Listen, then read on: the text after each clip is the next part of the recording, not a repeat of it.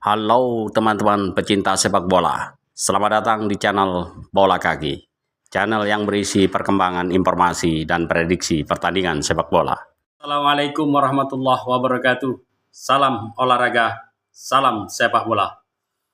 Baik teman-teman, gimana kabarnya hari ini? Saya harap teman-teman selalu dalam keadaan sehat, dapat berkumpul bersama keluarga. Bertemu lagi dengan saya Mas Nanang di channel Bola Kaki. Teman-teman, menjelang detik-detik pelaksanaan putaran final Piala Asia Under-23 yang dilaksanakan tanggal 15 April 2024 ini menjelang kick-off, tim nasional Under-23 ingin saya berbagi informasi dan juga persiapan, tapi sebelum lanjut kita bahas, saya ucapkan terima kasih atas dukungan teman-teman sekalian telah menonton video saya. Dan saya berharap selalu dukungan dari teman-teman dengan menonton, dengan menekan tombol subscribe dan like, agar teman-teman saya dapat berbagi bersama teman-teman tentang perkembangan sepak bola khususnya tim nasional Indonesia. Teman-teman, kita kembali dalam ajang perhelatan ini. Kita tahu bersama Indonesia satu grup di grup A dengan Qatar, Australia, dan Jordania. Dan tanggal 15 pukul 22.30 waktu Indonesia Barat, kick-off pertandingan kedua antara Indonesia melawan tuan rumah Qatar akan segera dilaksanakan. Dan pertandingan ini akan dilaksanakan di Stadion Jassim bin Hamad Stadium dengan kapasitas 15.000 penonton. Dapat kita bayangkan, jika stadion ini penuh teman-teman, tentu baik pendukung Indonesia, mungkin warga negara Indonesia yang bekerja di Qatar, itu sudah dimobilisasi, tetapi tentu sebagian besar adalah pendukung dari tuan rumah Qatar. Kita dapat bayangkan bagaimana atmosfernya nanti. Nah, yang ingin saya bagi di sini adalah persiapan timnas Indonesia Under-23 untuk menuju pertandingan itu, apa saja yang harus dipersiapkan teman-teman. Berdasarkan analisa saya pribadi, ini analisa, mudah-mudahan teman-teman setuju. Dan jika ada tambahan nanti boleh ditambah di kolom komentar teman-teman. Timnas Indonesia untuk memenangkan pertandingan ini harus disiapkan berbagai mental. Menghadapi tekanan-tekanan tentunya. Sebab secara teknik kita tahu dan kita yakini bahwa timnas Under-23 ini yang berangkat ke Qatar ini adalah tim yang sudah sebagian besar pemainnya bermain di level senior, artinya secara kualitas pemain sudah tidak ada masalah. Walaupun mungkin minus Justin Hubner yang main di pertandingan kedua, kemungkinan insya Allah, atau Elkan Baggett yang tidak bisa tampil. Tapi sekarang kita bicara non-teknis, apa saja kira-kira yang bisa mempengaruhi pertandingan? Menurut analisa saya, kemungkinan ada 3 hal yang bisa mempengaruhi. Yang pertama itu adalah mempengaruhi pertandingan itu adalah tekanan supporter dari tuan rumah. Kita tahu stadion itu 15.000 kapasitasnya, kalau penuh kita dapat bayangkan bagaimana intimidasi yang akan diterima dari pemain tim nasional ketika masuk ke lapangan ataupun keluar lapangan. Tentunya teriakan dan ya semacam war itu, semacam intimidasi yang sifatnya memberikan provokasi yang mengganggu fokus pemain-pemain Indonesia. Tekanan supporter dari pendukung tuan rumah itu yang pertama yang harus dipersiapkan mentalnya.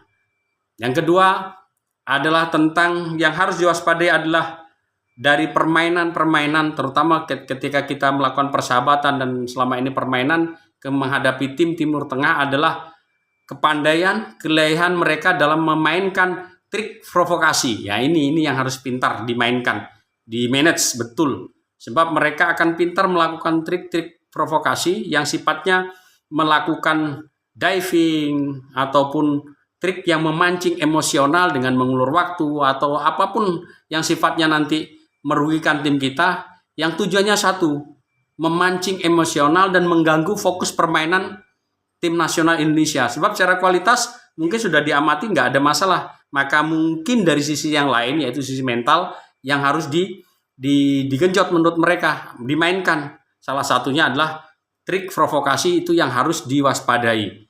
Bagaimana pemain-pemain Qatar nanti melakukan provokasi kepada pemain kita, karena kita tahu ini adalah tim under 23. Maka emosional, ketika dipancing emosionalnya akan sangat mengganggu kualitas permainan, konsentrasi permainan, dan fokus permainan. Nah ini tujuannya apa? Ketika tidak fokus lagi, terbawa emosional, mengikuti ritme permainan yang dia inginkan, hingga tidak fokus lagi, terjadi emosional, diharapkan tentu keluarnya kartu. Nah ini, keluarnya kartu kuning, kerugian bagi kita, lebih-lebih apabila kartu yang keluar nanti kartu merah.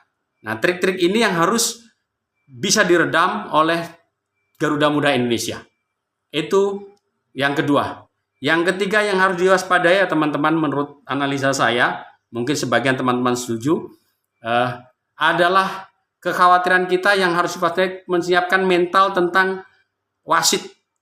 Bila ada terjadi keputusan wasit yang kontroversial. Nah ini, ketika wasit kontroversial itu pemain kita harus pintar-pintar memanage, terutama seorang leader kepemimpinan ini harus bisa meredam emosi teman-temannya.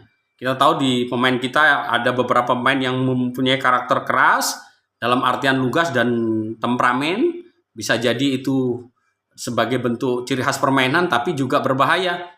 Ya, kita tahu Justin Hubner, Evan Jenner itu punya karakter yang luar biasa karena memang tugasnya adalah memotong bola. Nah, baik trik provokasi pemain ataupun keputusan wasit kontroversial agar kita tidak dapat kartu itu harus di-manage. Maka pentingnya seorang leader untuk mengingatkan kembali teman-temannya agar kembali fokus kepada permainan. Nah, ini teman-teman, ada 3 hal ini yang harus diwaspadai oleh Timnas Indonesia menjelang pertandingan.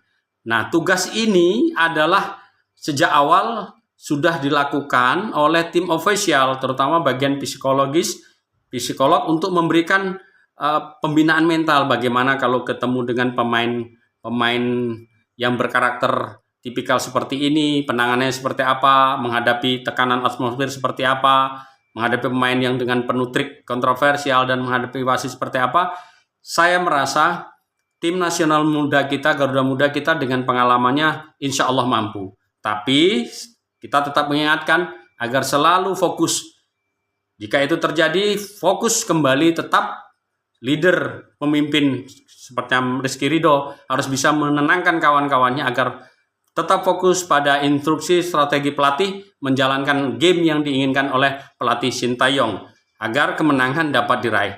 Saya yakin kalau kualitas kita sudah mumpuni, artinya sudah sama, tidak ada kelemahan, bahkan mungkin kita lebih mumpuni, lebih unggul, tinggal perbaikan mental. Jika mental sudah tercover, menghadapi penonton, bertemu dengan pemain lawan yang berkarakter keras ataupun pressure atau memancing emosional, kemudian menghadapi putusan wasit yang mungkin saja merugikan timnas Indonesia seperti apa, bila itu tidak dapat mengganggu fokus permainan, pemain tetap fokus bermain dengan game plan yang diinginkan Sintayong hingga membawa kemenangan, insya Allah kemenangan melawan Qatar akan dapat kita raih.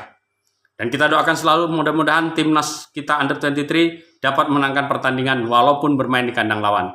Itulah teman-teman analisa yang dapat kita bagi. Mungkin teman-teman ada sharing, berbagi, silahkan ditulis di komentar tanpa mendalui dan merasa lebih tahu, tapi ini kita berbagi sharing kepada teman-teman sekalian. Terima kasih teman-teman, ingat selalu cintai timnas Indonesia karena timnas Indonesia adalah milik dan kebanggaan kita bersama. Salam olahraga, salam sepak bola.